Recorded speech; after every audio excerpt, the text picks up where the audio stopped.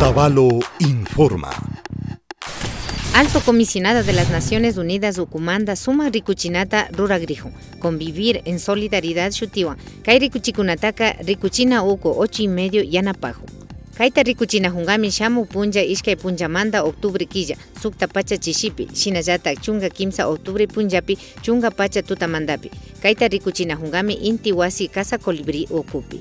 Kay Alto Comisionado de las Naciones Unidas ukuka munanmi shukllaktakunamanda llakiwan shamushkakuna imashinami ñukanchikpa mamallacktapi kawsanajuta rikuchinamanda. Ishkay patsak pichachunga tandanajuykunami rimarinajun imalaya paykunapa kawsayta yanapanamanda nishpa.